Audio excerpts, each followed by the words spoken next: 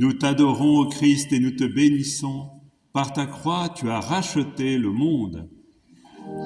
Chante Alléluia au Seigneur. Chante Alléluia au Seigneur. Chante Alléluia. Chante Alléluia. Chante Alléluia au Seigneur. Le Seigneur soit avec vous. Évangile de Jésus-Christ selon saint Jean.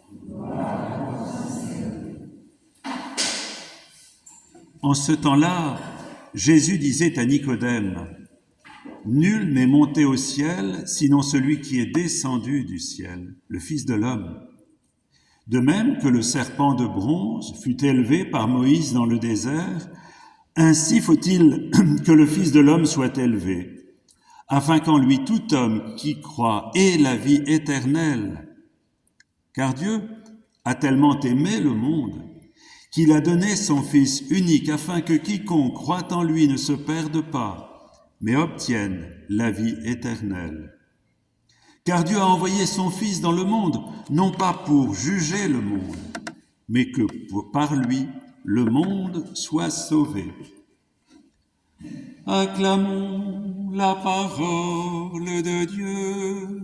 Louange à toi, Seigneur Jésus.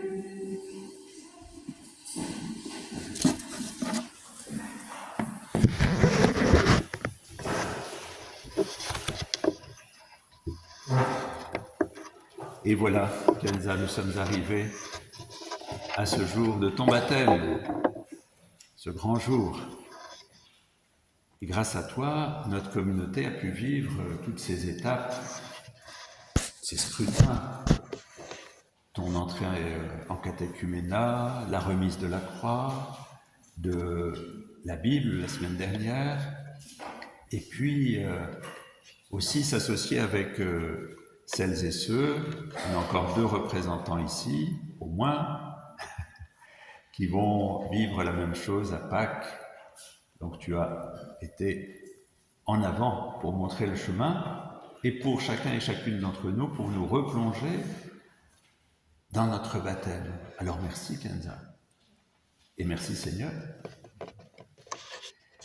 Voilà, on a entendu ce texte tout à l'heure, un peu étrange, hein, cette histoire de serpent et puis d'un bâton avec un serpent en bronze, voilà. Alors qu'est-ce que ça veut dire? Ça veut dire, je ne sais pas si vous avez remarqué, mais les Hébreux récriminaient. Voilà, le Seigneur les avait libérés de l'Égypte pour les emmener dans la terre promise. La terre promise, c'est ce bonheur que Dieu nous propose. Et puis voilà qu'ils n'arrêtent pas de râler. Parce qu'il n'y a pas ceci, parce qu'il n'y a pas cela. Alors, quand on se coupe de la source de l'amour, bien, on n'est plus dans le bonheur. C'est ça, ces morsures de serpent. C'est symbolique aussi. C'est-à-dire qu'ils se détournent de Dieu et ils perdent le bonheur. Et le Seigneur dit, ben écoutez, vous regarderez ce bâton avec un serpent et vous vous rappellerez que c'est moi qui vous protège de toutes les morsures de serpent, de tout ce qui pourrait vous blesser. Restez dans l'alliance avec moi et vous vivrez et vous connaîtrez le bonheur. Restez proches de moi. Et restez proches aussi les uns des autres. Quand on est baptisé, on rentre dans une communauté. Et ce que tu vas faire ce matin, c'est que tu vas accueillir cet amour de Dieu et que tu vas rentrer dans une communauté comme Daniel l'a dit tout à l'heure. Alors, au désert, c'était un bâton avec un serpent en bronze. Mais sur la croix, qu'est-ce que c'est qu'on nous montre? C'est le cœur même de Dieu. C'est l'amour de Dieu qui est révélé en Jésus. Tu vois, sur cette croix qui est là, il y a le Seigneur qui est à la fois en croix et qui va être ressuscité et qui va nous donner l'Esprit. Bien, c'est ça qui se passe ce matin pour toi, Kenza. C'est que tu peux regarder cette croix qui est là, comme les Hébreux au désert. Et en regardant cette croix, pense que en Jésus, c'est tout le cœur, tout l'amour de Dieu qui se donne pour toi et pour chacun et chacune d'entre nous. C'est extraordinaire. Ce cœur ouvert de Dieu qui te donne son amour. Et en disant oui à cet amour, bien tu accueilles cette vie nouvelle. Une vie qui a un seul désir. Le Seigneur n'a qu'un désir, te donner le bonheur. Te donner un bonheur plein au travers de tout ce que tu vivras, les moments faciles, les moments plus difficiles. C'est une vie nouvelle que tu accueilles. Bien, on va vivre avec toi ce baptême dans cette confiance. Et pense tout au long de ta vie, n'est-ce pas Amandine, hein? On est baptisé un jour, mais c'est pour chaque jour. Et chacun et chacune d'entre nous, peut-être qu'on ne se souvient pas de notre baptême, c'est ça l'intérêt. Quand on est baptisé, quand on est soit adulte, soit jeune, eh bien c'est de se souvenir chaque jour de ce moment où tu vas t'ouvrir à cette vie. Le Seigneur n'a pas attendu aujourd'hui pour t'aimer. De toute éternité, il pensait à toi. Tu sais, tu étais dans le rêve de Dieu. De toute éternité, Dieu pensait à Kenza, comme il pense à chacun et chacune d'entre nous. Et ce qui t'est proposé ce matin, c'est de dire, oui Seigneur, je sais que tu m'aimes.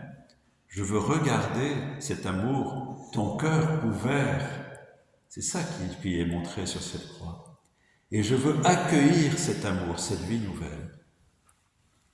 Alors c'est pas à pas, de jour en jour, là il y a toutes ces étapes vers ton baptême, et maintenant bien, tu vas certainement préparer ta première communion, ta confirmation. Mais déjà tu sais que tout est donné. Cette croix que tu portes autour du cou, qui est belle d'ailleurs, eh bien c'est le signe que le Seigneur pose sur toi son regard et qu'il veut te donner à chaque moment de ta vie ce dont tu as besoin pour que ta vie soit pleine de sa vie. Alors il n'y a pas besoin de faire quoi que ce soit. Hein. C'est un peu le tort qu'on peut avoir en pensant si je fais ceci de bien, si je fais cela, si je mets une dizaine de cierges devant la statue de la Sainte Vierge, le Seigneur va s'occuper de moi. C'est pas nécessaire. Hein. Ce qui est premier, Kenza, c'est pas ce que nous faisons, c'est que le Seigneur t'aime gratuitement avant tout ce que tu pourras faire. Il t'aime et toi, l'idée, ça va être de répondre à cet amour qui va envahir ton cœur en te laissant porter par cet amour. Ce qui est premier, c'est que Dieu nous aime avant tout. Même si on se détourne, tu sais, à un moment, il y a dans une parabole où il y a un fils qui s'en va et qui fait je ne sais trop quoi, et finalement, il décide de se tourner à nouveau vers l'amour de son Père. Et tout est réussi, tout est gagné, parce que Dieu ne cesse de nous aimer. Jamais Dieu ne cesse de nous aimer. C'est ça qui est dit dans l'Évangile. Jamais Dieu ne cesse de nous aimer. Quelquefois, on prend les chemins des écoliers, on va à droite, à gauche, mais on veut toujours revenir parce qu'il nous attend. Que le Seigneur te donne cette certitude absolue qu'étant plongé dans son amour, qui s'est manifesté en donnant sa vie pour chacun et chacune d'entre nous, jamais il ne se détournera de toi.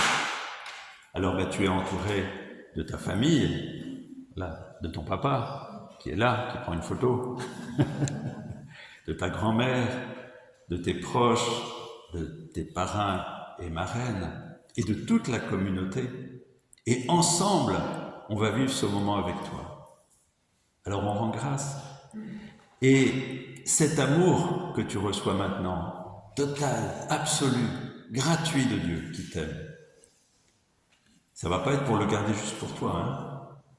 Ça va être pour le diffuser. Quand on reçoit l'amour de Dieu, c'est pour faire une communauté d'amour. Et cette communauté d'amour, elle n'est pas repliée sur elle-même. Elle s'en va à l'extérieur, vers tous ceux et toutes celles qui ont besoin de savoir que Dieu les aime.